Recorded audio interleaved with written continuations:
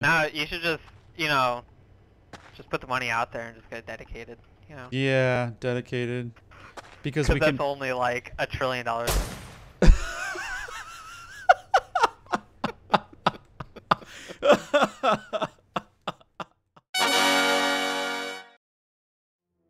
Ah, yes.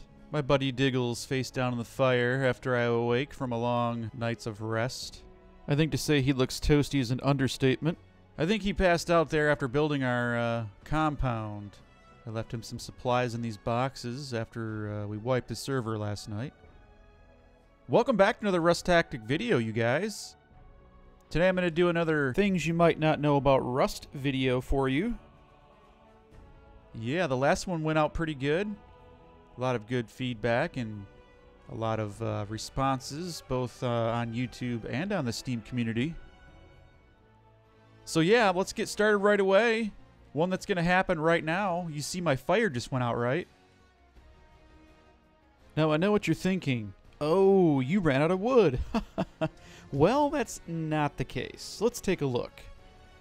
Now if you notice, I have plenty of wood in here, but I have 250 charcoal in here.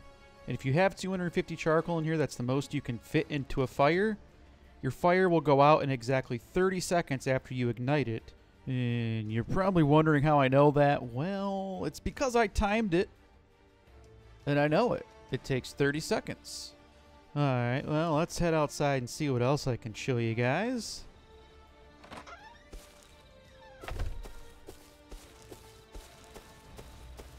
So I want to build a foundation here.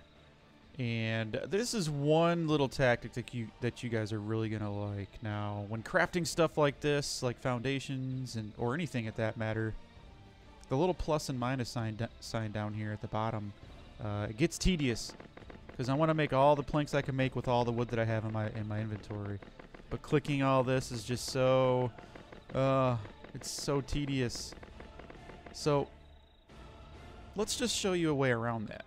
Now, if you hold Shift on your keyboard and you press plus, it adds 10. It adds it in intervals of 10. So I hold Shift, press the plus, intervals of 10. It goes up by 10. Now, if I close this back out and I hold Control and hit the plus, it'll do the max amount that I can make. Boom. One click. Now that'll save you some time. I thought it would be good for you to know the difference between a rock, a stone hatchet, a regular hatchet, and a pickaxe when harvesting a wood pile and what they do.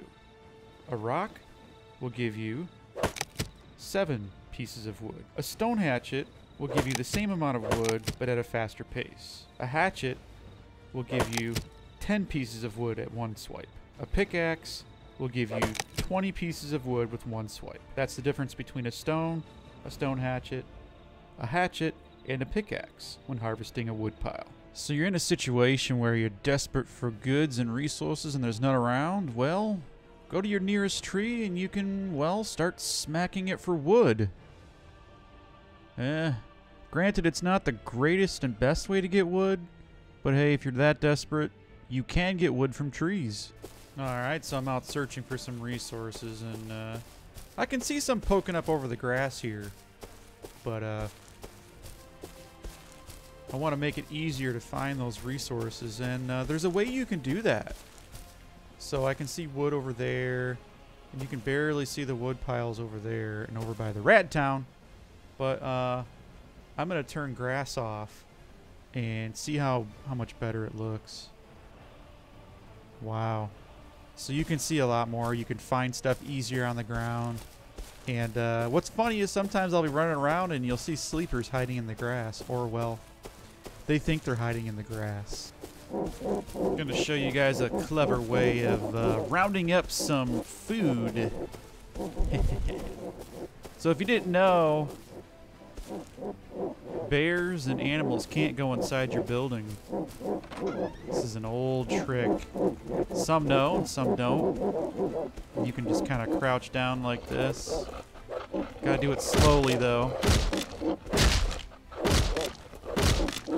They cannot attack you near your building if you're inside of it. So let the other ones come up. And this is a good way to get some easy food and cloth and leather.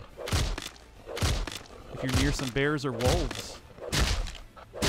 You can also do this with zombies, but you have to be more careful with zombies. Okay, survivors, that's going to conclude today's video of what you might not know about Rust. Hope you guys enjoyed that. You know, I spent majority of the day making this video today. I hope you guys really liked it. If you didn't, hey, I can understand, but if you did, great.